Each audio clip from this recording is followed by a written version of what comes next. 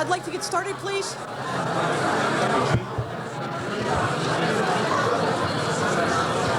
I'd like to get started, please.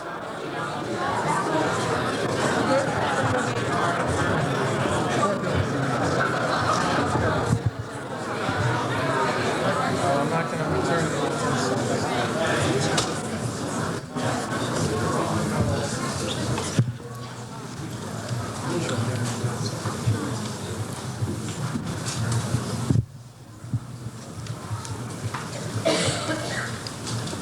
Good evening. My name is Denise DiPasquale. I'm from the Kennedy School of Government, and I will be moderating tonight's panel. The panel discussion is entitled, Does Community Development Work? This discussion is jointly sponsored by the Taubman Center for State and Local Government and the Dean's Office of the Kennedy School of Government. I would like to take an opportunity to thank Gene Cummings, who came up with the idea for this event and put a great deal of effort into making it happen. Our goal tonight is to generate a serious discussion assessing the state of community development. This event was largely motivated by a recent article in the New York Times by Nicholas Lemann titled, "The Myth of Community Development." To structure our discussion, we are fortunate to have three panelists who have spent a considerable amount of time and effort thinking about these issues. I have asked each of our panelists to begin this discussion by spending about 10 minutes laying out their thoughts on whether or not community development can work. These comments will be followed by a discussion among our panelists, and we will then take questions from the floor. Let me briefly introduce our panelists in the order in which I've asked them to speak. Nicholas Lemann, who's sitting next to me, is a national correspondent for the Atlantic Monthly. The New York Times piece that I mentioned is one of many articles that he's written on public policy issues, which have appeared in a variety of publications. He is the author of 3 books, most recently, The Promised Land. He is a graduate of Harvard College.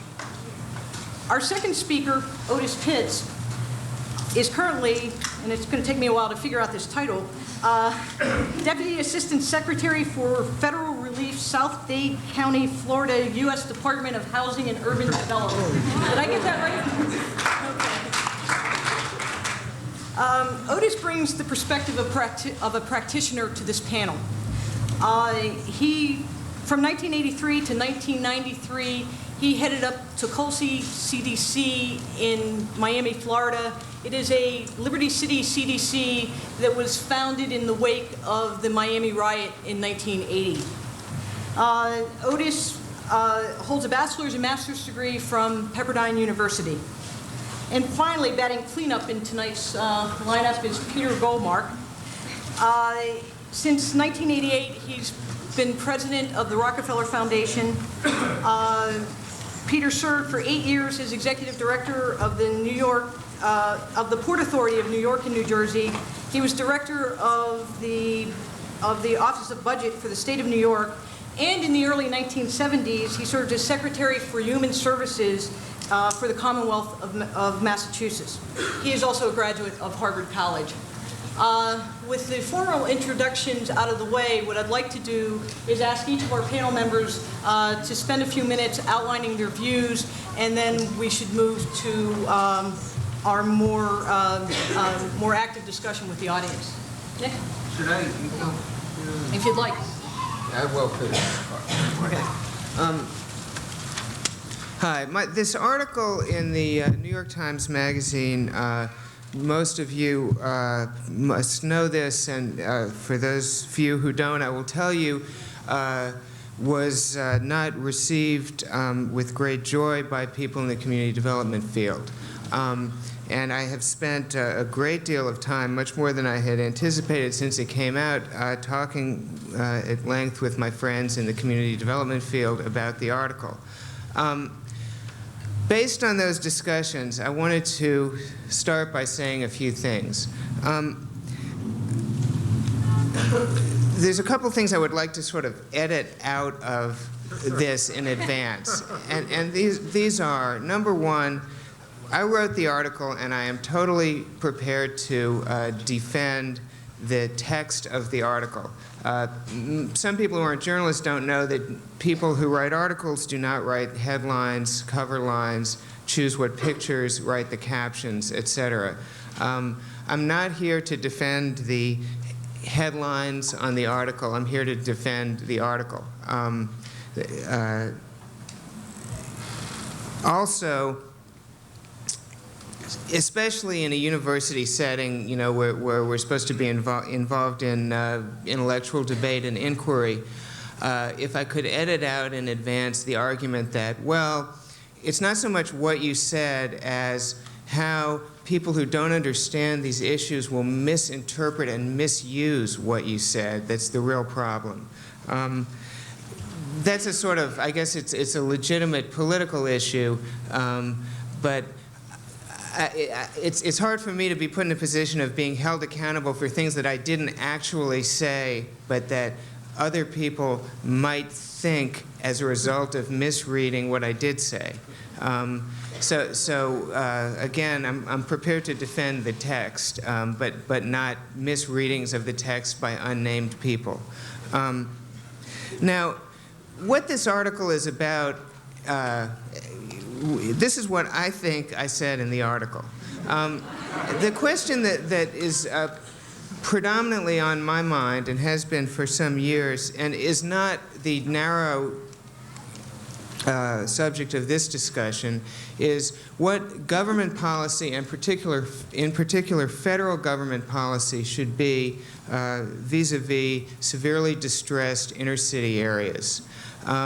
Again, I don't think I really addressed in the article and haven't addressed very much in my work a different question, which is what should foundations do about these problems, or what should community groups do about these problems? The question that overwhelmingly concerns me is what should the federal government do about these problems? And my sort of goal in life is to try to influence the public mood so we get to the point where the federal government is ready to openly say we're going to deal with concentrated inner-city poverty areas again. Having said that, what got me going on this article was the Empowerment Zones program, which has just recently gone into effect. And my feeling is that if you've got one shot of highly targeted program aimed at distressed inner city areas, the one I would choose is not empowerment zones. Empowerment zones has had things added to it, but what it basically is it's an enterprise zone bill that gives a wage credit to employers who locate in designated zones. Now, there's a larger vision attached to that, and here we get into the whole question of community development. The big question about whether community development works really is, what is community development? And that sounds perhaps cute or something, but it's not. It's a real open question. What is community development? You can't tell if it works unless you define what it is. And I think what it is quite different among different publics involved in the issue.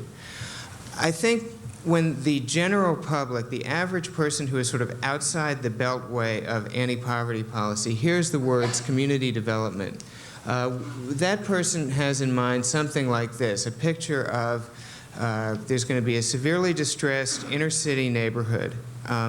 It looks bombed out. I drive by it on the freeway every day, and it looks horrible. I see stories on the evening news about, gang warfare there.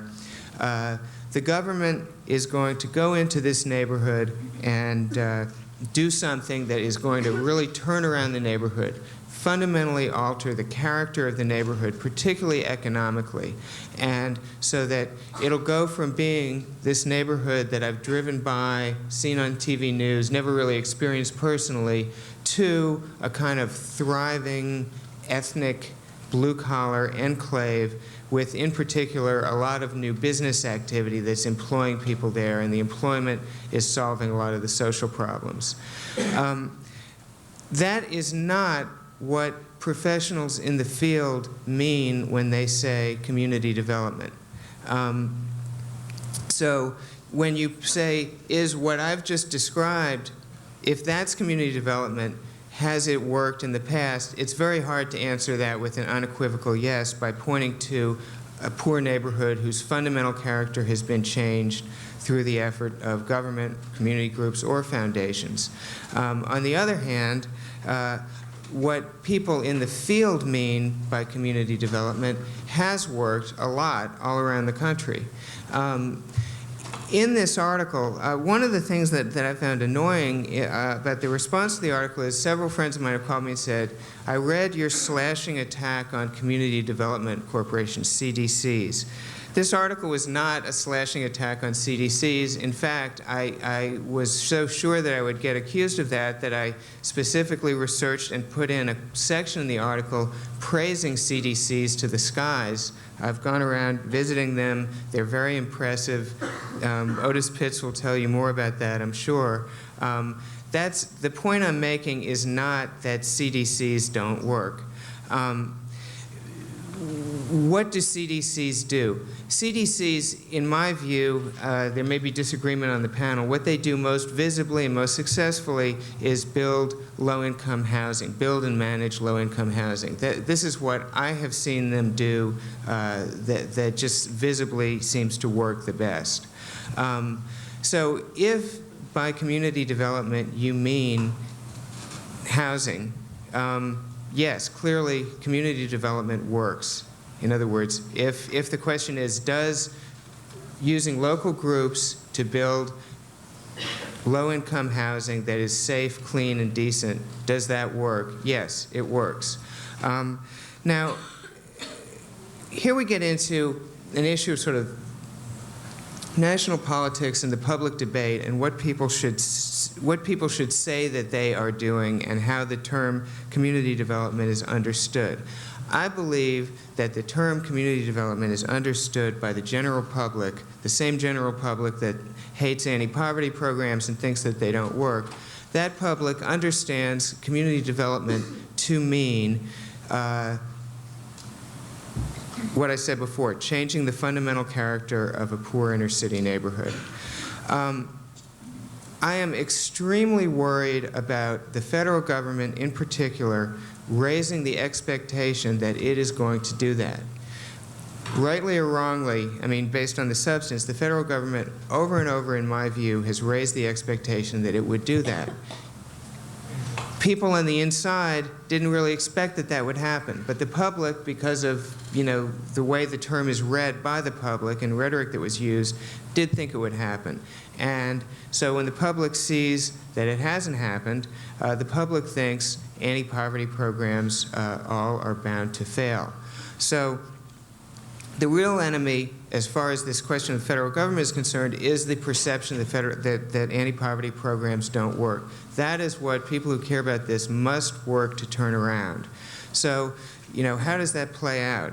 First of all, I think it's very important to set the goal on things that sound a little less global and dramatic, like housing, and say, instead of saying we're going to do community development or community economic revitalization or something like that, we should say we're going to build good, safe, clean, decent housing. And then do that, and then people will start walking down the path to where they believe again that government anti-poverty programs can work. Indeed, that government as an instrument in society can work, which people at least think they don't believe anymore. As far as what people in the movement should go, you know, inside the beltway of anti-poverty should do, foundation people and people in CDCs, these people have got the bully pulpit right now. Been through a long period of relative federal non-involvement with these issues. Federal government is hesitantly starting to get involved with these issues again. And those are the moments when foundation people especially are very, very important, because you all have been out in the field doing this for the last 2 decades and the government doesn't. The CDC people and foundation people are the people with the standing on anti-poverty issues, and they're the people who are looked at to talk on anti-poverty issues. I would say to those people, please don't go around saying to the general public and to government officials, you've got to go the route of community development, particularly community economic development, if you want to combat concentrated inner city poverty. That's what you must do. Because, you know, the government people will believe you, and it'll start this cycle again of creating what in the public's mind is an expectation that I think everybody in the field would view as an unrealistic expectation, one that can't be met, and it sets up that dynamic again of failed poverty programs. As far as empowerment zones go, you know, I've also had some phone calls from people in the administration, and they basically say to me this. They say, look, you know, okay, you know, maybe empowerment zones isn't the greatest program, but it was sort of rolling along anyway. The Hill had sort of signed off on it in the Bush administration. Why not go for it if we could get it? And I guess that's fine if, on the part of the administration, they don't feel that they have therefore acquitted their responsibility in this area. In other words, I don't think the Empowerment Zones program can hurt except in this way of creating a perception of failure. I don't think it can actually hurt on the ground. I don't think the main part of it, the wage credit, is going to help much or make much difference. So, you know, I certainly would say if we could do one thing, what would be the one thing? To me, it wouldn't be that. With that, I'll stop and turn this over to someone who really has been working out in the field.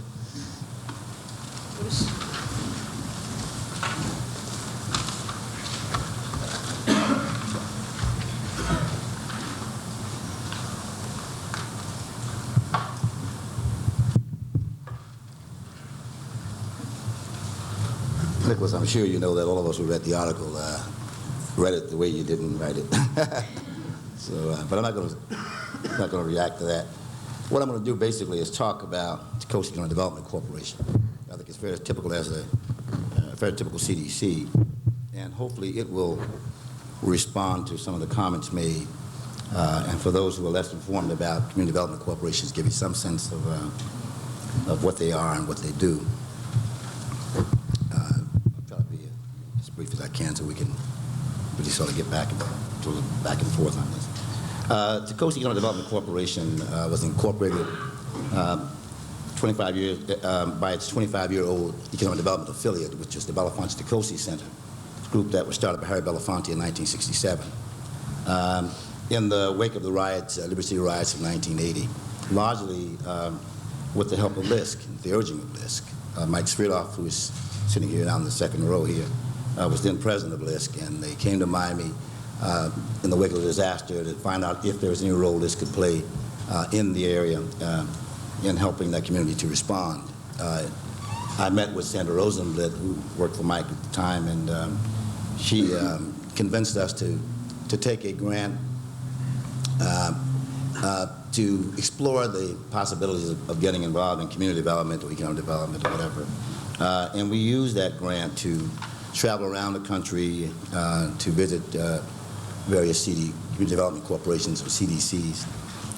We visited Bedford-Stuyvesant in Brooklyn, the Mid-Bronx Desperados, a group headed by Jenny Brooks in the South Bronx, a group called EBA in Boston, and MACE and the Delta Foundation in Greenville, Mississippi. After we observed the remarkable achievements of those groups in those cities, who were often dealing with problems far worse than our own, I mean, we left there convinced that community development, if you will, was efficacious, and that we should start an effort in our community. The knowledge that we gained from those discussions with board members and members of and staff members of those organizations proved invaluable to our effort, and assuring that it was in fact efficacious, if you will. It also aided us in making decisions regarding structuring the entity, developing its strategy and its work program. The recurring themes that these groups, if you will, sort of deemed to be essential or indispensable to success were: one, to conduct a thorough analysis of the neighborhood, develop a well-conceived and articulated strategy, target resources geographically as well as programmatically to maximize impact, separate business and economic development activities from social service activities, and to create public and private partnerships. Armed with these insights, we came back to our neighborhood, and of course we started sort of putting together an organization that incorporated these new insights that we had we'd acquired. And we did so, one, by creating an autonomous entity we called the Tacosa Development Corporation. We required the board members to have at least 5 years minimum business management ownership experience. And can't hear you? Okay. Well, maybe I'll get winded up and we'll hold a little talk. Maybe I can sit down with this. I don't know. You might be taller than our average speaker. I don't know what to do with this. Maybe is this better? So we came back basically and tried to create an organization that reflected the learning we had acquired. We formulated a mission statement, in effect, and that mission statement said that we wanted to trigger a self-fueling public and private investment momentum in Liberty City, which would result in improvements in housing conditions, employment, entrepreneurial opportunities, and the amount and quality of goods and services, and in the quality of life of the area's residents in general. With the assistance of LISC, again in March of 1983, we finally set up a small office. Later that year, we received money from the Ford Foundation for 2 years of support. I left the nonprofit I was then running to become the first president of TDC, and we hired 2 additional staff members, which gave us a total of 4. And when we left the organization, when I left a year ago to become Deputy Secretary of HUD, we only had 6 core employees. I thought that was important simply because Mr. Lemann had said that community development corporations were in this business because they could hire administrative people. So I wanted to let you know we didn't end up with a lot of administrative folk. We only had 4. when we started out, and 6 when I left. We're going to make an adjustment here. Yeah. There you go. All right, thank you. The original strategic plan we developed remains virtually unchanged. Conceptually, it reflects the long-term nature of economic revitalization in depressed areas, the need to involve merchants, residents in the public and private sectors in the organization, and the necessity for developing an incremental approach to solving these problems, both because of the nature of the problems, but also the nature of the funding available to address these problems. We will never have enough money, if you will, from the federal government or any other source to go in and do a Marshall Plan. So it's only realistic to plan an incremental program because that's what you've got to really put in place. These are things, of course, that, again, we learned and we incorporated in our strategy and in our work program. We only include work elements in the program that, to our knowledge, no one else is providing anyway in the way of services. If there's a private group providing those services, we don't provide them. At the point that we realize these services are no longer valid, or vital, we eliminate them. And I'm going to skip about a bit because I don't want to get into a lengthy piece. I think I really want to get involved in this debate. But I really want to say, sort of get into the heart of this issue, basically, is that this community organization is now developing somewhere in the neighborhood of $98 million worth of housing, roughly about 1,200 units of housing. It's taken us a long time to get to that point, but we now will have developed, by the end of 18 months, some 1,800 units of housing totally, which will house over 5,500 people in that community. We've created some economic viability in the community such that we're able now to attract credit tenants to that community. One of the comments, again, and I just would refer to the article, Mr. Lemann, hope you don't mind me doing this, was that Uberot quit out in LA because he couldn't attract major corporations to LA. If he did that, I think he did LA a big favor, because if he was naive enough to believe that in the wake of a disaster, you could attract major corporations, I think he understood very little about what he was doing. It's really a long-term effort, and I think LA will be better off if he left because he was unsuccessful in doing that. But we recognize it's a long-term effort, but over the past 10 years, we've succeeded now in attracting credit tenants who are now fighting to get into that community. We now have a restaurant that we now operate, a fish market we now operate, an operating management company we now operate. We have a car wash we now operate. We've helped to put in business dozens of entrepreneurs in the community. We've attracted better than $20 million of private investment to that community, and an equal amount of public investment to that community. The corridor now is in the process of expanding the initial shopping center we developed, which was our first project, tripling its size, doubling the size of its anchor tenant to the neighborhood, not driven by us, but by the anchor tenant that was very successful in that market. I think over time, you referenced in your article a series written in the Herald, rather, by a Herald reporter. The Herald reporter that you cited, you mentioned his article to talk about the out-migration problem. He referenced specifically our project as one of the community development projects that, in fact, was stemming out-migration in the community. The trend of out-migration has slowed considerably in that community. We had a serious overcrowding problem, some 59% in the community. So the out-migration wasn't an absolute negative. It's now down to 29%. We wish we could get it a lot lower.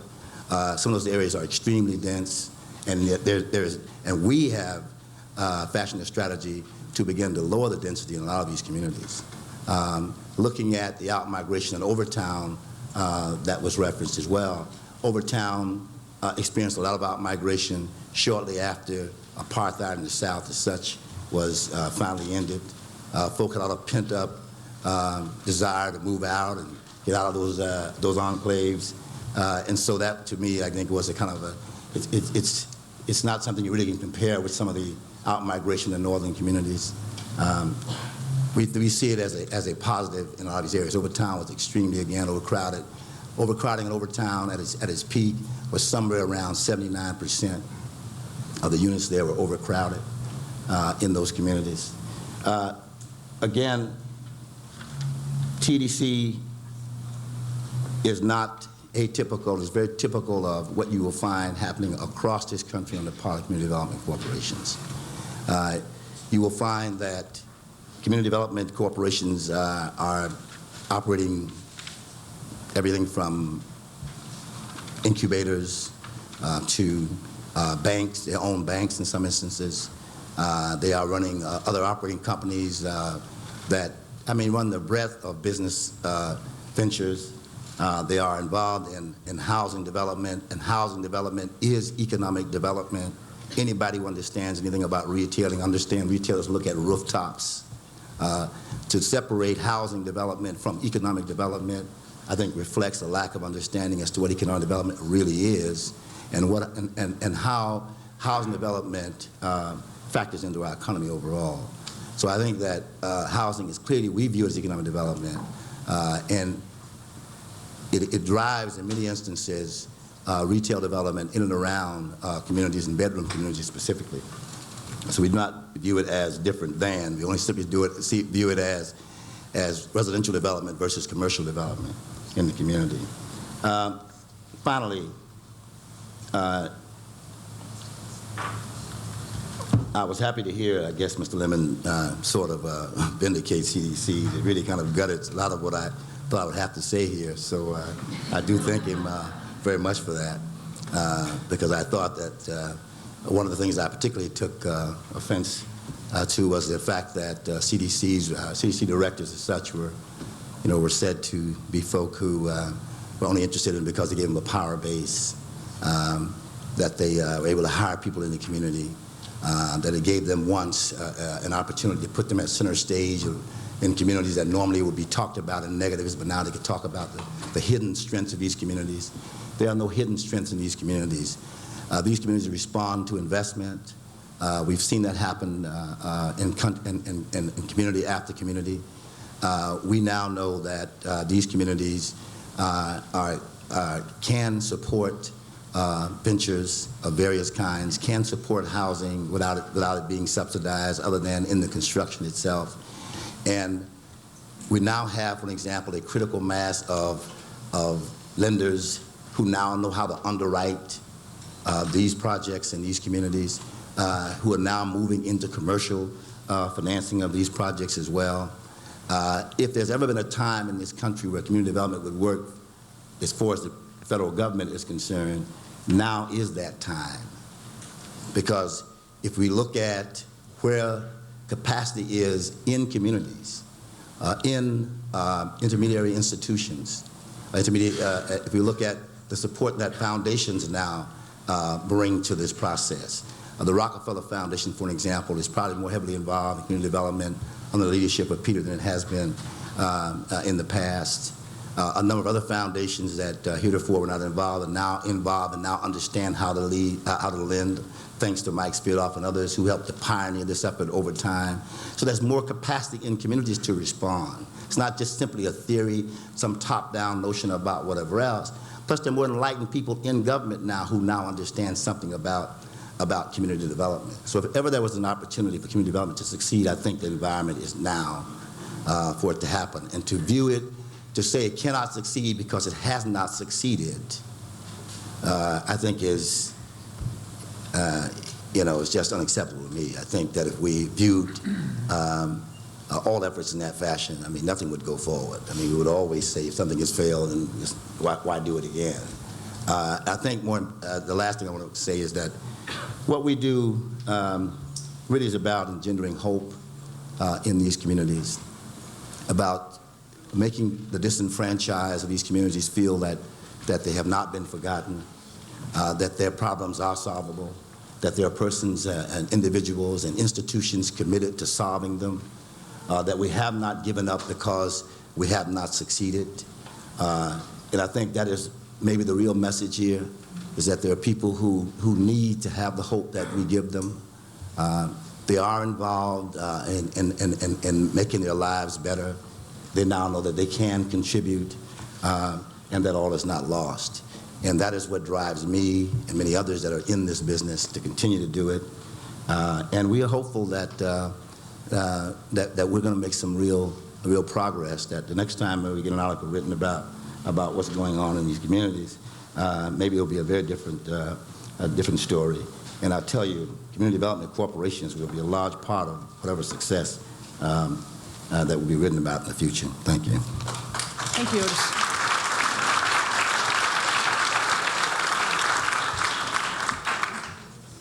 Peter? I'm going to try it from here. Can you, I'm looking at red shirt in the back. Can you hear me?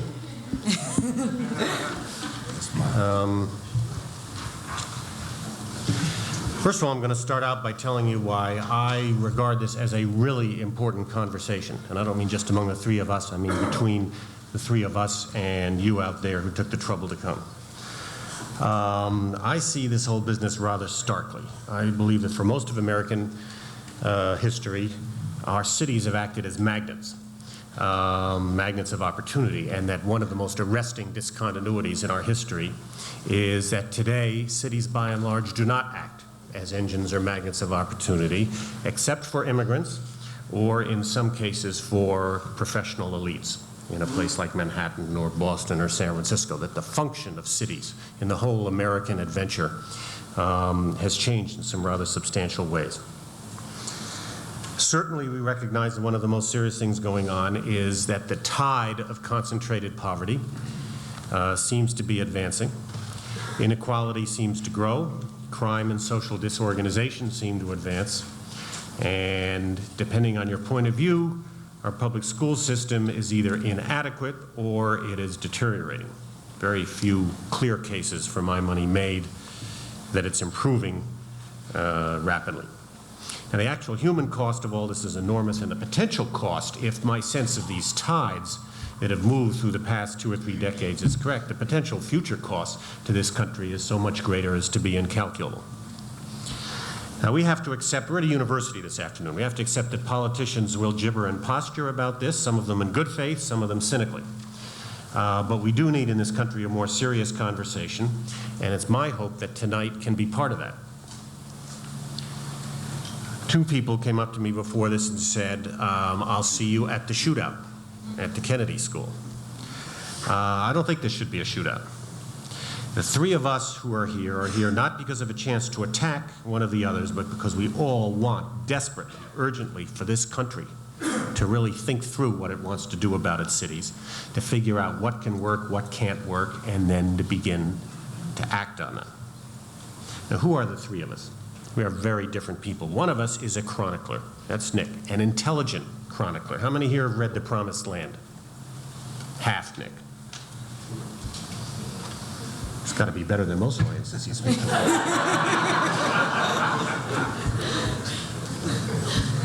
Otis is a warrior. I've known Otis for 10 years. I say warrior because he hasn't just been an actor, he has fought. And he has done something neither I nor most of you in the audience have done. He has given up a good job with good pay and a phenomenal pension to take chance after chance in something that he had no idea would work and had no business working. He gave up a job as a policeman in Miami following the riots in order to run the DeColsey Development Corporation. I would call myself a facilitator or a mechanic because I'm running a foundation. If I were in government, I'd be called a policymaker, but I'm not. Foundations are very small, so I'm a tinkerer, I'm a facilitator, and we're all worrying and thinking about the same thing. And we read this article in different ways, and we use the term community development in different ways. But we are all 3 people of goodwill. So we're going to try and listen closely to each other, not merely strut or loose cannonades at each other. And you may, who knows, actually hear somebody modify a position. But we're also going to invite you to listen in the same spirit, and when we open it up, we're going to challenge you to contribute to it in the same spirit. Now, I'm going to make one central argument, be a lot of collateral observations and points, And I do want to get back later in the discussion, not during the presentation, to Nick's question about what should the feds do, because that's a big question, and we don't agree as a country on that. The central argument I'm going to make will not be how likely the new plan for enterprise zones and empowerment zones is to fail. I could be absolutely brilliant and eloquent on that. There is surprisingly widespread agreement that this emperor has no clothes, even within senior officials of the Clinton administration. If you want, we can all set aside some time after this is over and after the question period, and we can all get together and bash the enterprise zones and the empowerment zones. Because on this one, my money is on the side of the table that says when we look at the scorecard on that 3 years or 4 years down the road, we are all going to be very disappointed. My central argument will be this. It will be that in the immense, desperate, ravaged landscape of failed American urban social policy in the last third of the 20th century, there is in fact a movement that has achieved remarkable success and looks very promising. Please note the modesty of what I said. Has achieved remarkable success and looks very promising. One of the reasons I think that's important is because I think so little else has looked promising. Not nothing, but relatively little else. My argument will be that precisely because so much has failed, precisely because such cynical and pessimistic attitudes paralyze some of us and excuse others from really working seriously to address the problems, very often, as Nick says somewhere, because they are simply a cloak for dolorous racial attitudes. Precisely because of all of this, it is really important to figure out and agree whether something important is happening that we call the community development movement or not. Despite all the difficulties of measurement, all the lack of statistics that dog this area and dog every other area of urban endeavor, despite the different ideological perceptions that color one's view, despite the fact that nothing is inherently more difficult or treacherous than trying to assess the significance and impact of a movement while it is unfolding around you. Now, to make this case, I'm going to define what I mean by community development. The Community Development Corporation usually has a group of characteristics. So I'm going to call these the usuallys. There are no iron laws in this business. There are no iron laws in any business. But here are the 8 usuallys for community development corporations. They draw their leadership and their governing body heavily from the immediate neighborhood. They usually incorporate as a nonprofit, but they have a variety of corollary partnerships and development companies through which they undertake various projects. They usually involve low-income and low-moderate income people. They follow a capital acquisition path to neighborhood renewal. This is important. That is, they invest, they borrow and repay. The largest activity in which they're involved is housing. The second largest is commercial development of the strip, shopping center, or entrepreneurial category that Otis described. They often provide social services, but most make no claim to be comprehensive, and they usually make no claim to coordinate a lot of other agencies all over town. I say that to distinguish them from another animal in the genealogy, the old Community Action Agency. The key function they perform is the reintroduction of social standards into a neighborhood. Let me really underline this. The CDC becomes a mechanism which allows standards and practices of cooperation, maintenance, something as simple as maintenance, the upkeep of one's investment, the active investment itself, which essentially is an act of hope in the future made possible by discipline in the present. All those things, those words that roll off our tongue so easily, are central, important, hard to find things. They are hard to find in the suburbs and in most parts of America. They are sure as hell hard to find in the central cities. But that's what CDCs do. There's a man who works around here named Robert Putnam. We've all heard of financial capital. Some of us in the foundation world use the term human capital. Putnam is recreating from a fellow named Coleman the term social capital. By that he means the body of reciprocal obligations, the capacity of a group of people to do things with each other and for each other, to build up mutual obligations and then to discharge them. He's talking about trust. In the South Bronx, I can take you to 2 low-income housing developments 2 blocks apart.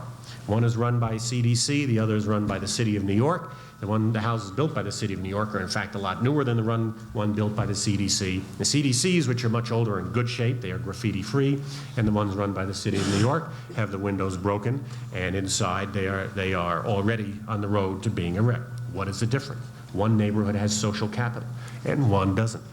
That is what this whole adventure is supposed to be about. That is one of the things we have been looking for and hoping for, and that is one of the precious community assets that we hoped would arise out of some of our past national experiments and community efforts. Here is a movement whose business that is. To say CDCs are about housing units is like saying birds are about nests. Nests are a very important thing that birds do. They do it very well, but birds are about raising families. In their style, CDCs are negotiators. They are builders. They are incrementalists. That's not to say they don't take chances. They take them all the time. They live on a shoestring. They take chances that most of the organizations you and I know don't have to take. But they are fundamentally by style deal makers and entrepreneurs, not ideologues or romantics. They often bring pressure on City Hall or on elected officials, but it is normally of a calculated variety designed to produce a specific result. They rarely demonstrate or confront unless it is part of a well thought out scenario. Entrepreneurial is perhaps the best single word because the bottom line is important. They seek success, they face long odds, and they maneuver and adapt all the time. And that also is a characteristic of entrepreneurs, maneuvering and adapting. When circumstances change, changing with them or just ahead of them. Style counts, and it is important to define at least broadly the CDC styles. Last of all, usually, CDCs are not by and large dependent financially or politically on the federal government. This is important to note only for the sake of placing them in the tortured genealogy of anti-poverty and self-help efforts over the past 30 years. In the terms of that marvelous middle chapter of The Promised Land called Washington that Nick wrote, they are not in the tradition of the community action agencies in as much as they assemble their own financing, generate their own distinct raison d'etre, and not created by, conceived by, and directed by funding from Washington. And this hybrid quality may turn out to be very important, I suspect, in the eyes of future analysts. The assets CDCs develop to do their work are capital, clout, and competence. They retain their independence. The mere assembly of these assets in our central cities makes them important organizations. So why do I think this movement is important? Because it has grown sizably and because it has proved to be durable. Some people do begin to talk about the size of this movement. Fewer people stress its durability. Let me start with durability. And many of these organizations have now survived for a serious amount of time. Many have failed, many have died. It's almost Darwinian. But many are over 10 years old. Some are over 15. A few are over 20. There are not many organizations of any kind, including governmental, that are in our central cities that are that durable. In the ghetto, in the face of the negative tides I talked about earlier, in the face of outmigration of many, which is a fact of life everywhere in the U.S., that, I would argue, is very important, that durability. The size and number. If in 1970, I had said to you in this room that in 20 years there will be 2,000 CDCs, you would have said that would be amazing. You really would have been, you said, if that could happen, that would be a remarkable thing. Some estimate today there are closer to 3,000. I don't think any of us really know. I think those who say 3,000 will admit a lot of them are really small or have one employee or are barely on paper. So I'll take the lower number. I'll take the 2,000.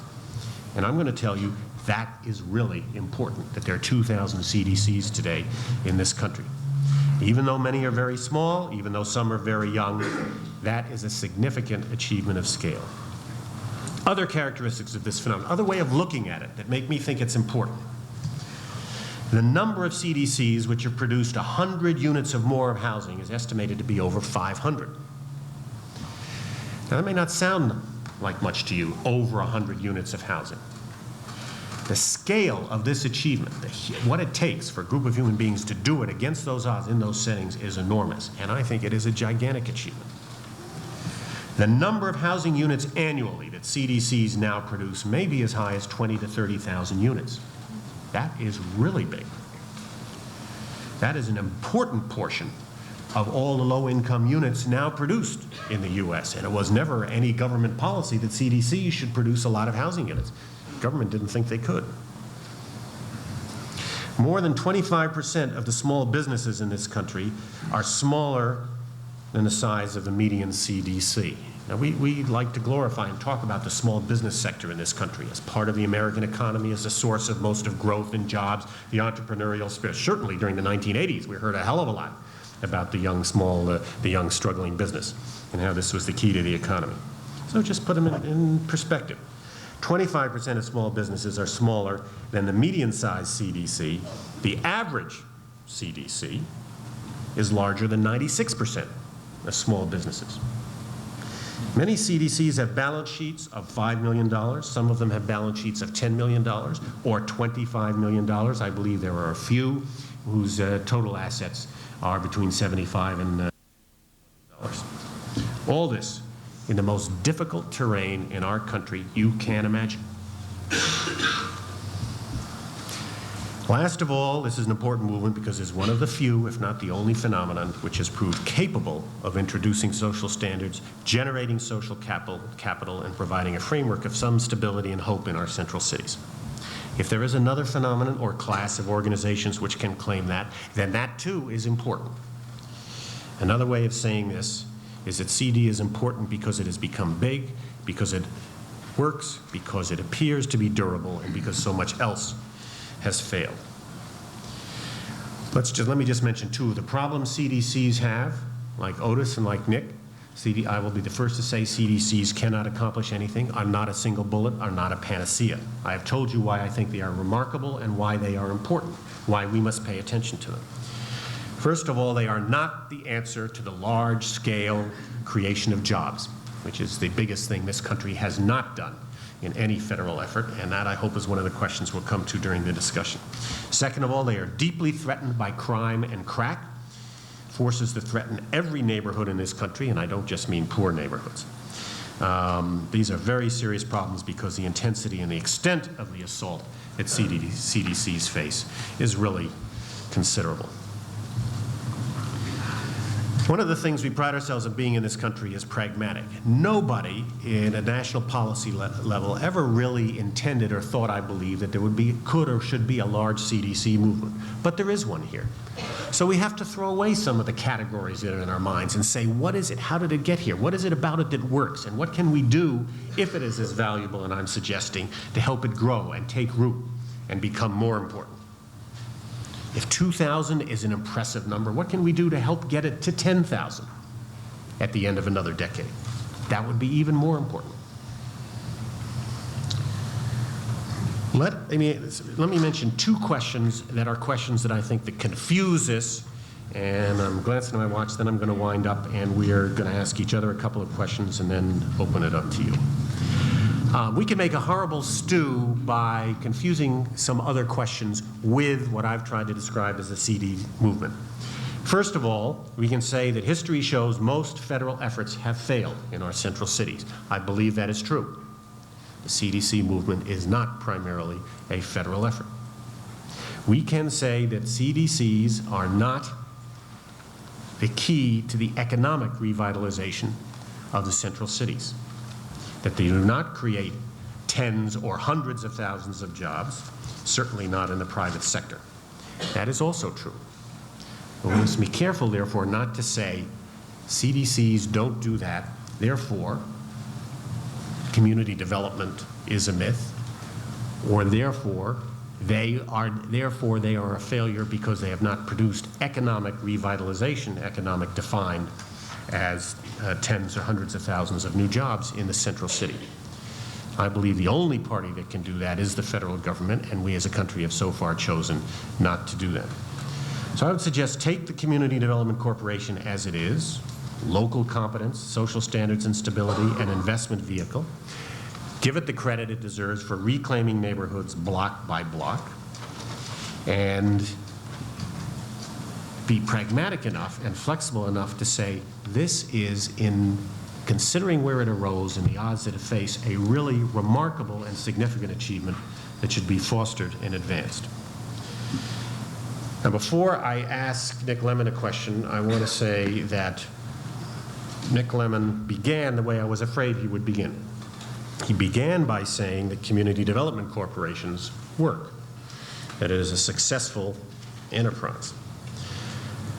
I think he leaves only one way out, one logical thing for him now to do, which will be my personal challenge to Nick, and that is to write an article, because he is a thoughtful observer of what goes on in our cities, which when the headline writer sees it, the headline writer will say, I know the right headline for this article. The headline for this article is CDC's work. My question, Nick, for you, is, what should the federal government do? What is that policy that you've been waiting for? What is the key role the federal government should play?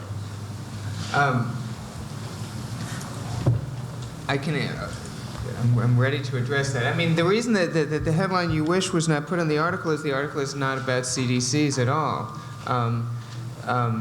So whether I'll write an article that will have that headline on it in the future, I don't know, but that clearly would not have been the right headline for the article, as CDCs don't work would have also been an inappropriate headline. It wasn't about CDCs. What I think the federal government should do, I mean, and this, I'll sort of say this in a way of what I was going to ask you. Another way to phrase the question is, if the federal government says, okay, we're ready to get back into the anti-poverty business, what should we do? What I usually hear from people involved with CDCs is, what you should do, federal government, you should create mechanisms to fund CDCs. That's the first thing you should do, and the thing that would do the most good. I would argue against that. What I think the government should do is, there are certain things in the society that CDCs can't do because they don't have enough money or because they don't have enough power. And those have to do with job creation, which Peter mentioned, public education, which CDCs have very minimal ability to influence, and police, which also CDCs have a highly limited ability to influence. What I think the government should do substantively is intimately tied to this question I mentioned before, which is, what can the government do that will be perceived as a success by the general public? The government should conceive of its job as sort of walking the public step by step through a series of things with fairly limited goals that can be visibly achieved, so that the public changes its mind about the federal government and about anti-poverty programs.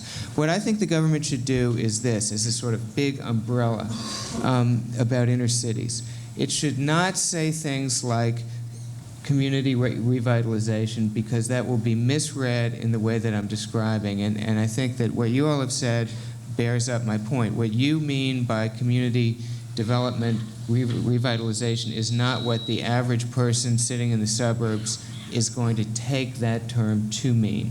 I think the government should say, look, conditions in inner city poor neighborhoods are below a minimum standard. Nobody in the United States should have to live this way. The federal government owes every citizen a kind of basic minimum standard of decency. What does that include? That includes a roof over their head, a good public education, really decent public education, living in personal safety so you don't have to be in fear that your kid is going to get shot every time they go out of the house, and a job. And that's sort of the basic guarantee of American citizenship. So what we are going to do, what we're going to try to do, one by one, step by step, not do it all at once, is provide those things to the citizens who don't have them, and those citizens are the residents of inner cities.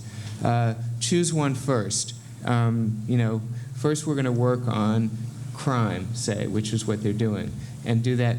But anyway, I would phrase it completely in terms, I would work on, I would define it as 4 key areas: employment, crime, housing, and education.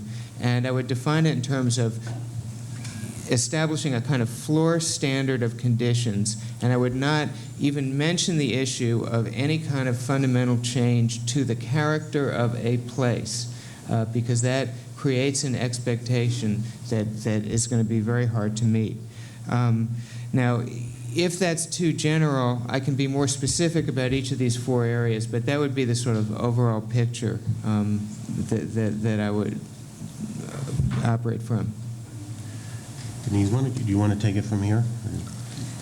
Sure. First of all, let me say that we do have mics set up on either side, and we're more than happy to take any questions from the audience that you might have.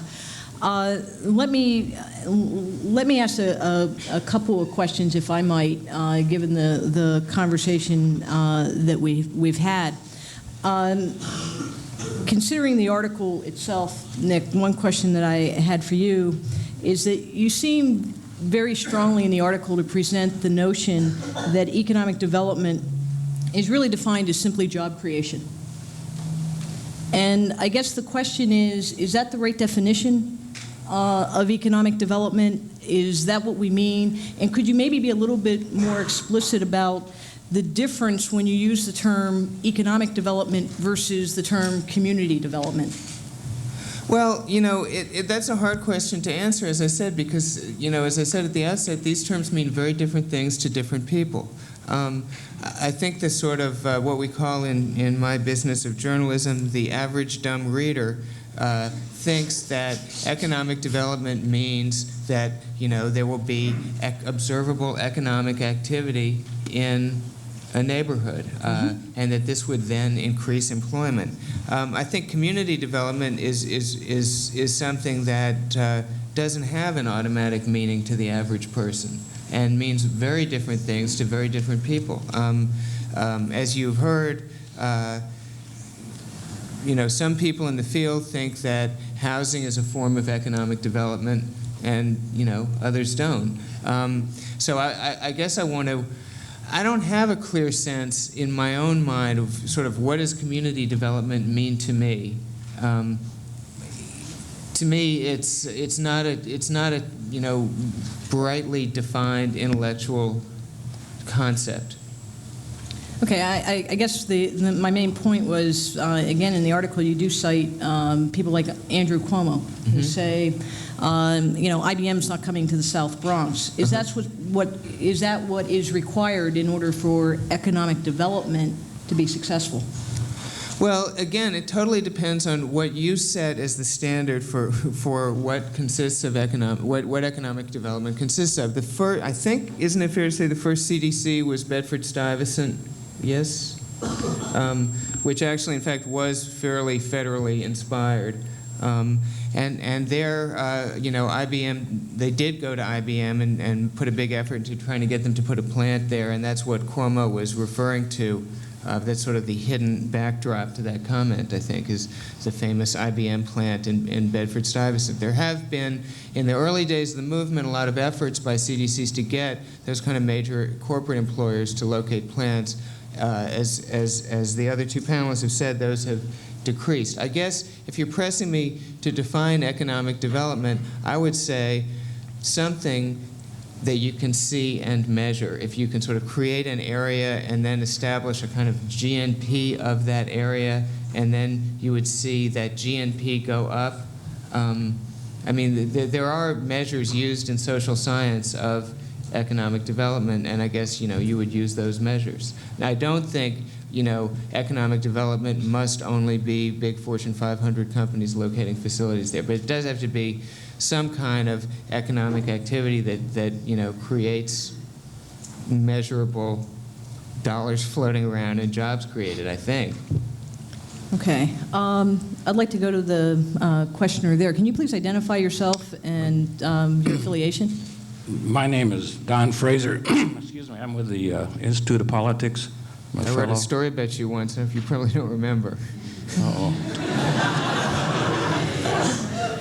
One of the measures of or ways that we look at the disintegration in cities is looking at what happens to children. That's become I think, a topic that's discussed more and more. The Carnegie Corporation, within the last week, put out a report about what's needed in the first 2 years of life of children in order that they would have a chance to grow up okay. If you read the report, you find very few references to housing, almost none. Here in the Kennedy School and other places are studies of the resilient child, which are involves the effort to discover why kids turn out okay despite growing up in poverty or neglect. When you read the research on that, you almost never, or I would put it never, see any reference to housing. There remains this much larger issue. If you fix up housing, do you fix families? And my impression is that the answer is no. Bad housing is a stressor in a family's life, but there are a lot of other stressors in families' lives too. So I've been perplexed by the emphasis over the last 20 years or 30 years on the idea that by improving housing, we're going to turn around the fortunes of children and families. And I'm curious as to what the panel thinks about that question. Otis? Yeah.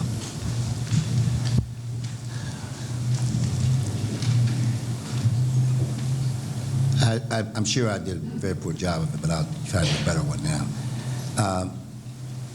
A lot of what community development corporations are doing in these neighborhoods, as I tried to say earlier, is to try to understand that, is to try to engender hope in these communities. Because a lot of us who come out of these communities owe our success not to the fact that we had any actual or real advantage over others other than our hope, other than a family that instills certain values in us. And I often hear many people who grew up poor like me say that I didn't realize I was poor. You know, so a lot of those of us who succeeded because of hope. Now, what does housing mean and all that? I think that housing doesn't address a real problem in these communities, number one. There's severe overcrowding in these communities. And there are all kinds of studies about what overcrowding does. I think that's a major issue. But it also reflects as well, I mean, there's extreme dilapidation of housing in the communities. The housing in those communities, I mean, the rent in those communities for those residents are sometimes 50% or more of their income. So we're talking about also freeing up some of the income of those poor families for other things that would make their lives better. Investment is like the Hawthorne study. I mean, because somebody pays attention to a worker, I mean, the worker feels a little better about the work environment. I mean, there's some psychological things that are going on about this as well. And when you involve the community, and that's a critical part of what we learned in our travel, in what's going on in these communities. These things are symbolic as well as as real. So I think that it addresses, one, a real need in the community. I think it has an intangible impact of raising the esteem of the community in terms of that they matter, that progress is now being made to see new housing built. When we built 121 units of housing in a community that hadn't had any affordable housing in over 25 years, it gave that community a sense of whatever. When we built the shopping center there in that community, they called it their shopping center. They didn't own it. Winn-Dixie still owns the store, but it was their store. Investment in these communities mean a lot. And it has a way of taking people who, I grew up in a shotgun shack in Overtown, all right? But my mother made us scour the floors with something we call potash. I guess you call it lye or whatever. We took pride in those homes. We were told you know, that if we worked hard, we could achieve. There wasn't the same level of despair in that community. And I think that sometimes we're trying to get that threshold, not only in terms of triggering economic investment, hard investment, but reach a threshold that triggers or engenders hope in people and communities as well. And sometimes something as symbolic as the housing does that. We're without the resources to make real impact in these communities. I mean, what we've done is on the margins at best. But I can tell you that community feels better about itself. I can tell you that Bruce Scott has come to our community and has talked to these residents, and he's seen them.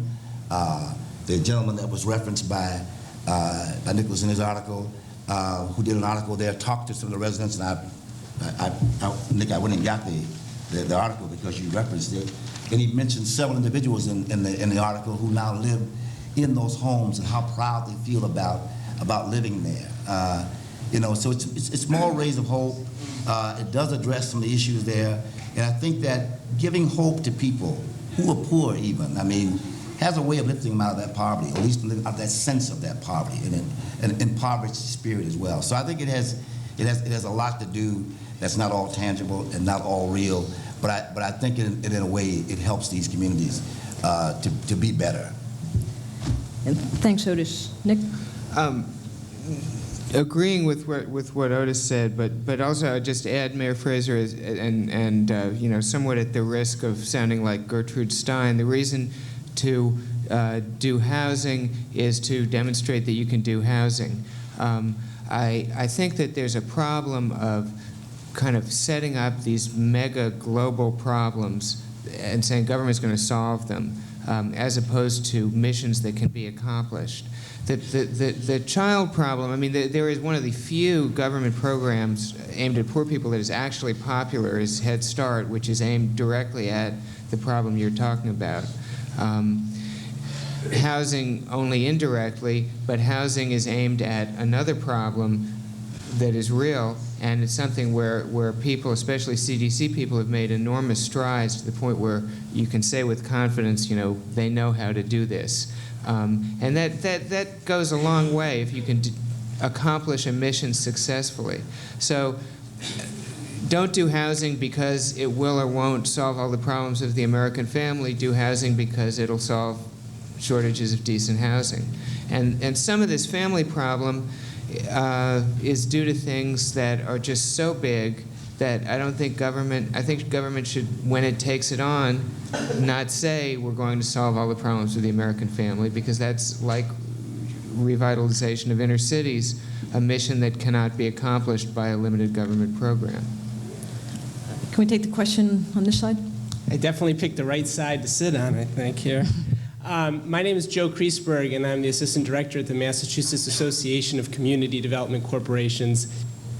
And first, Nick, I want to say, as someone from the CDC movement, I did not see your articles as an attack on CDCs at all. And when some of my friends in the movement referred to the articles, oh, you know, the article that attacked CDCs, I was a little confused because I saw it much more as an attack on the federal government, but also a somewhat depressing article in that it seemed like what you were saying was, well, we just can't solve the problems of inner cities, so, well, we can't solve it, so why pretend we can? And I agree with you on the point about false expectations, which is why I want to kind of throw it back at you, and maybe you can elaborate a little on what you said before. I mean, when you mentioned that the issues that are at the heart of the problem are education, jobs, crime, I mean, if there's any place where when the government says we're going to solve the crime problem, I mean, you know, we all kind of chuckle, I think. I mean, nobody believes that. Nobody believes, I mean, as a resident of the city of Boston, when they say they're going to fix the city's schools, you know, I don't believe that. You know, I mean, I'm a parent, and I don't anticipate my child getting a good education in the schools. So my question is, I mean, those are big tasks, and how do you avoid the false expectations in those areas that you are concerned about in these others? That's a fair point. I mean, I think all these are fair criticisms, and particularly the one about the tone of the article being one of hopelessness is not something I intended, and that's the one, that's the criticism that I've heard that sort of gets to me the most, because I mean, that's the one that sort of kept me up at night worrying. On these issues, such as crime in schools, I think the key is to housing, I'm so confident about that it's less of a worry to me. But on all these things, the key is to create a sort of very limited expectation. Say, look, here's what we're going to do, and we think it'll do some good. And I think what the Clinton administration has done on those two issues of, well, crime, various things have happened. I don't want to sign on to everything. But I think, and community policing is a term that means many different things to many different people. But I think that the general concept of putting street policemen out there on foot is something that there is decent chance it'll reduce rates of certain crimes and will be perceived as a success even if it doesn't, because you say you're going to put policemen on the street, you put policemen on the street, they're standing there, ergo, you know. And on schools, I think that the bill that's just passed is a step in the right direction. Again, avoid making super global fuzzy statements about we are going to totally fix the schools, but do say we're going to try to improve the schools somewhat. Here's how you can judge us, and then try to meet those goals. Schools is a very thorny issue because of bureaucratic problems and the high degree of local political control. Thank you. Take another question. Yes, this question is to the panel at large, and I was curious if you could talk about kind of the balance that you might see between CDCs and government. It seemed to me that there was a lot of overlap in the discussion, that, you know, there was some discussion of HUD, but then it seemed that CDCs were most effective in securing housing. Also, as an educator, I was curious with regard to educational initiatives. James Comer, for example, in New Haven, has been very effective in kind of mobilizing the community. So I'm wondering if you could speak to perhaps what should a balance be between government initiatives and CDCs, and what would be the rationale for those kinds of roles? Peter? I guess the broad strokes of what I would say would be as follows. First of all, I want to respond to that housing point. I think I'm really going to insist on this. Community development is not a housing program. It is the business of taking back neighborhoods and making them work again, bringing life to them, revitalizing them again. But it is not the path to producing hundreds of thousands or millions of low-income housing units for this country. And I tend to agree with the thrust of what Mr. Fraser said. I've lost him in the audience, but I tend to agree with the thrust of that. We are talking not about the road to Pruitt-Igoe. We are talking about the road to Codman Plaza or Urban Edge in Jamaica Plain. Now, the broad strokes of my answer to what you're saying, and therefore that the CDC, we have to be very careful to make sure the CDC doesn't get taken over and totally funded by the federal government, or I'm not sure it can survive. And that's one of the interesting dangers. Some other people talked about an opportunity. Now the federal government's ready to get serious. We could also see a real danger if they got very, very serious in terms of the long-term viability of CDCs if the federal government decided to drop a lot of money on them. Luckily, that doesn't appear to be happening tomorrow.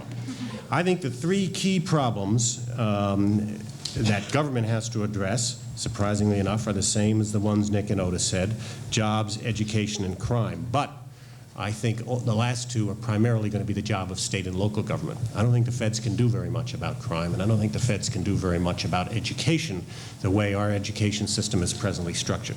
The one the feds have to address, and that we have, with one exception, skidded away from and been chicken to really look in the eye for 30 years, is jobs, because that is the only level of government that can do that. So that, I think, is the real challenge to the federal government. And so far, this administration hasn't faced up to it. And we, as a group of thinkers and talkers and practitioners, haven't been very disciplined about facing up to it either. Let me, since I'm the chronicler, just throw in a word on why that keeps happening. I mean, just yesterday I was in Washington talking to all the people doing welfare reform, and, you know, they sit down in government, they do an options exercise, and always jobs are the most expensive option.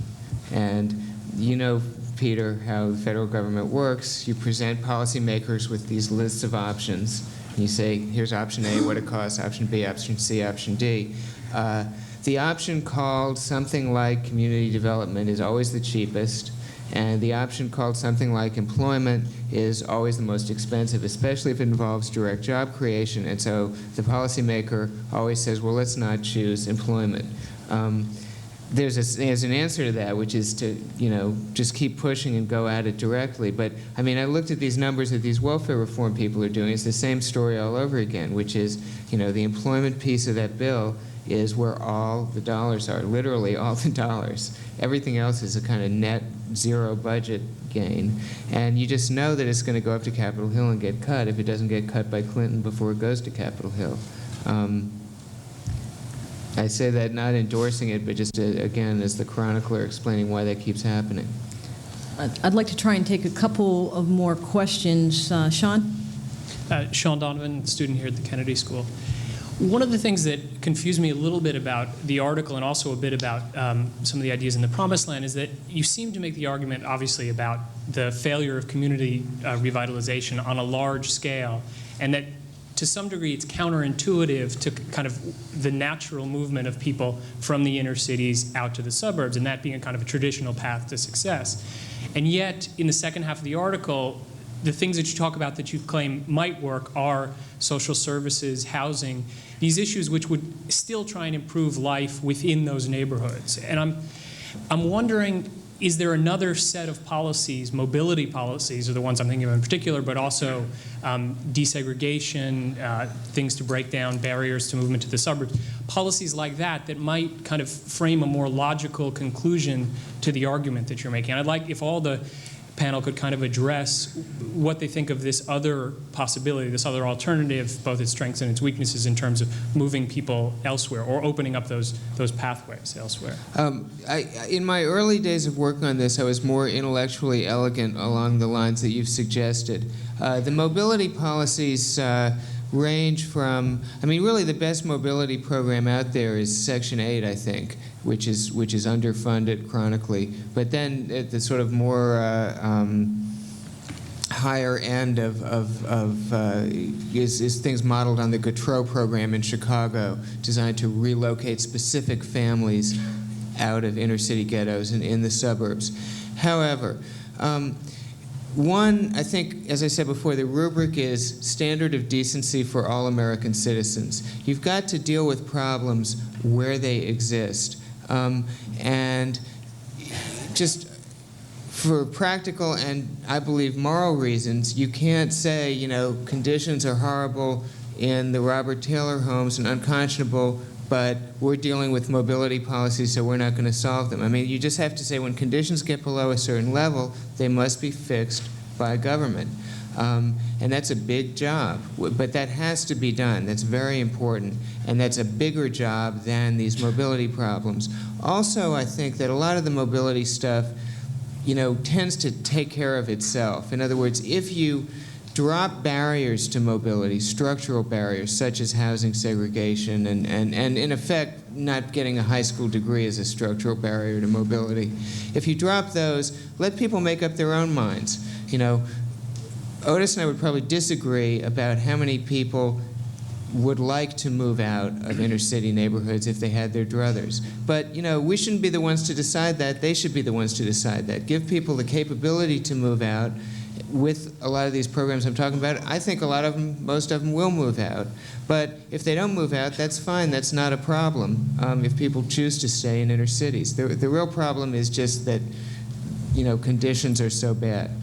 I think we're going to be able to, given the time frame, we're going to be able to handle maybe two more quick questions. I should stop talking now. Because Just one quick Okay. answer to that, though. I think that one of the problems you run into in the whole place versus person or argument is one that's obviously that's always sort of back and forth on that. But I think one of the problems you have with people who are in inner cities, unless you're going to fund everything in the inner city, in these depressed economies, is that they can't get basic goods and services. And the only way you're going to get those and have that sort of market base is if you mix incomes in these communities. So if you're not trying to provide an opportunity for the upwardly mobile to remain in these communities, the only alternative you've got is to artificially make that happen. And to look at a government, a subsidized artificial economy. So there are efforts, and part of what we do is we try to stem that out-migration by providing opportunities for those persons that normally would leave the community. I left a community because I couldn't find a decent place to live in that community. So one of the things that we tried to do in developing our first housing project we talked about, we put together focus groups of people who lived outside. One of the things that was mentioned in the article, again you referenced, was the fact that we had mixed incomes in this apartment building. Persons who were making $50,000 a year have now moved back into the inner city because we provide decent affordable housing. Now, once that happens, a retailer who's coming in doing a market study will now see a real market that'll support certain goods and services. If you don't do that, then you can't hope to be able to really do what you said, unless you're going to come in and take government money and buy and bring in televisions and give them or whatever else, because nobody's going to come in to service that market unless the market is real. So you've got to do things that make it a real market, and then based on the market. Lang? My name is Lang Keyes. I teach in the Department of Urban Studies and Planning at MIT. And as an obscure academic writing for obscure audiences, I'm often accompanied by another obscure academic, Denise. I really do stand in awe of somebody who is an intelligent chronicler who gets to write for dumb audiences. And I think that what that entails, and I mean this in all seriousness, is that I'm not sure you are aware how incredibly powerful your chronicling is and what an impact an article like yours has on the country as a whole. And I think it's an enormous responsibility, because a lot of the rest of us who do write obscure articles for obscure audiences care about those issues, care deeply about them, are as concerned about them as you are, and would die for 1/25 of the audience that you have to write to. So in that vein, I really would like to say that I think that we have not discussed in a serious way the substance of the article you wrote. I think you managed to get out of that by your describing of it. You said you were prepared to deal with any of the aspects of the article, and then described the article in a way which didn't sound to me like the article you wrote. So let me just, not to go through the whole litany of issues, which I think you ought to be accountable for, but let me just raise one and then ask a question about it, and to see whether you still, Can we get to the... in fact, believe, no, I just, Okay. it's okay, right? As they say, I paid for this mic, Ms. DePasquale. The bill's in the mail. Okay. This is a quote from the article, all right. Nearly every attempt to revitalize the ghettos has been billed as a dramatic departure from governmental mishandling. Sorry, let me get down from that. The slums, this is back to the slums, this is sort of the history piece, right? The slums were unhealthful and physically dangerous, and people there didn't seem to behave in a way but would put them on the track out of the poverty. Therefore, it was necessary to make some special efforts to improve conditions in the slums. Traditionally, these efforts involve what used to be called, quote, social uplift. Education, counseling, improvement of the housing stock, crime control. In recent decades, though, the idea of social uplift, which includes those elements, has become thoroughly disreputable among both the poor, who see it as patronizing, and the not poor, who see it as expensive and ineffective. And I just wondered whether you still viewed that housing was an aspect of social uplift, and that in fact it was viewed as both disreputable by the people who live in it and is too expensive by the people who fund it.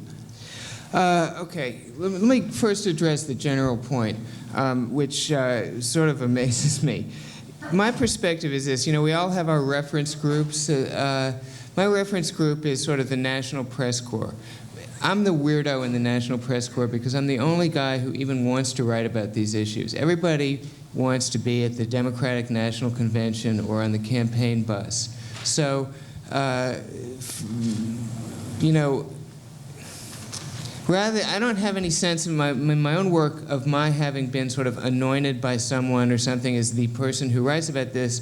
I have a sense of being, in the community of journalists, the only person who wants to write about it. Nobody wants to write about it. They all want to write profiles of politicians and celebrities. I find what you say, you know, encouraging, and I'll take it seriously, but I don't have any sense in my daily life that I've sort of fought off all these other people to be the guy, you know, with the platform. Rather that I'm always trying to talk editors into running articles about this, which they feel is a non-sexy subject. When I sold the book contract for The Promised Land, the last words of the guy who bought it is, this book is going to be a failure and we'll lose money for the house. I just get that throughout my life, you know. Write about something else. Okay, on this particular point, I'm talking about the passage you quoted. I'm talking about the very early days of, the urban problem, the days of Jacob Riis and Jane Addams. And so we're jumping from, I think those people, and Riis, well, both, but particularly Riis, if you read How the Other Half Lives, clearly views housing as part of social uplift. And he talks about, model tenements.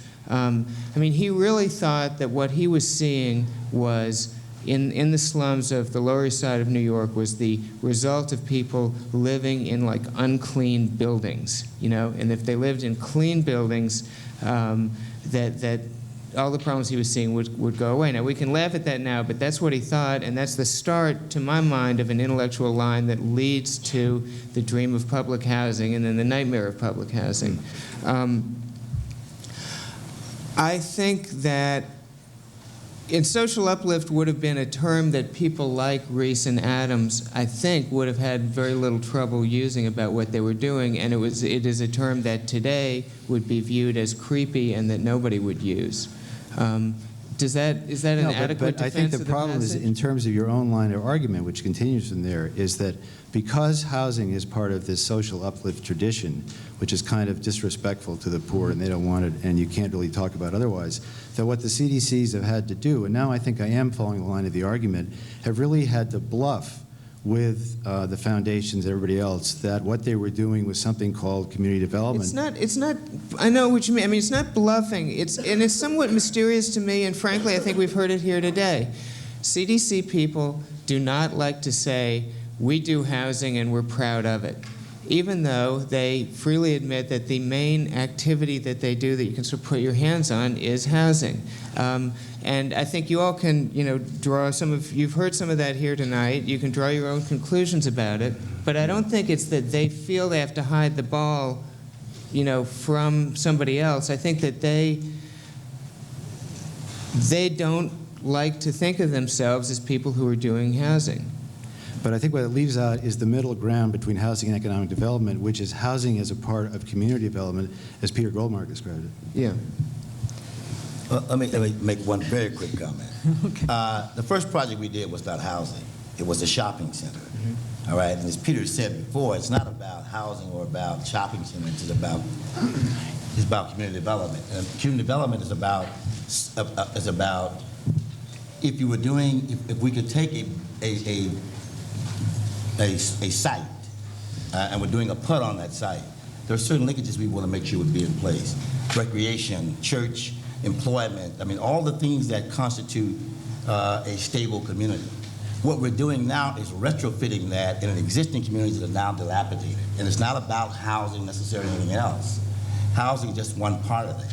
And not to understand that community development is a process, not a program. And it starts with housing or wherever else you may find the resources. But it's not, to say we're in the housing business, not to be proud of it.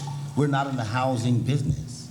It's one of the things that we do in communities, but there are other things we do as well. The community organizations that do a variety of things and not exclusively housing. We do housing, but we also do commercial revitalization. We do economic planning and we do advocacy. We do a variety of things. And I say, so let's say we're in the housing business. Surely we're in the housing business, not exclusive to the housing business, and that's not our business. Our business is stabilizing neighborhoods. And I think it needs to be understood. That's what our raison d'etre is. It's not building housing. Unfortunately, I think I'm going to have to draw this discussion to a close. I want to thank the panel members for pointing out of... Can I try a bottom line? Sure. It'll be real fast. I've been holding my fire here. I've been trying to figure out what do I come away with out of this? So I come away out of this with 4 things. First of all, 1 good and 3 sad. Good one is, for me, community development is successful. It works. It is proving durable. And in the pragmatic American tradition, therefore, we ought to look at it and say, what is it? Why did this happen? Why are there 2,000 of them? That's a plus. We ought to pay attention to that. The 3 less encouraging ones are as follows. First of all, the federal government has not faced the biggest single issue that only they can affect, and that is jobs. And that goes far beyond the issue of this administration. With the exception of a few years of CETA, that is 30 years of that, and that therefore reflects something about our ability as a broader political community. Next, as a community of thinkers, policymakers, and mechanics, which includes everybody here but Otis, we have only begun to learn how to talk to each other about these issues in urban policy. And last of all, a major chronicler of these issues has surveyed the landscape of urban issues repeatedly and has not found the CD movement significant enough or important enough to write about it as a major phenomenon. So my bottom line is 1 cheer for CDCs and 3 areas where if this were a student I would say more work needed. Thank you, Peter. I've been asked to please give you the instruction. There's another forum event going on in the other building, so when you exit, please exit through this building.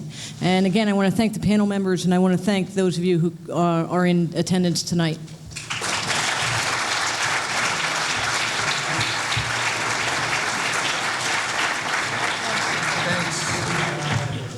Thanks. Yeah.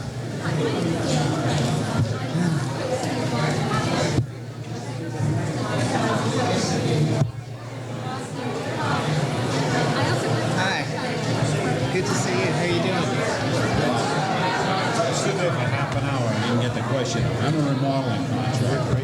So I've been watching this whole shit all the time. Hey, Fred. I've been waiting my whole career to see something begin here. So the question I have for you is like, when you started your program, where did you get your skilled labor? Was that already in place to use contractors from the given area? Did you have to train people in addition to that? No, pretty much. I think once the contractors got the contract, they took care of that.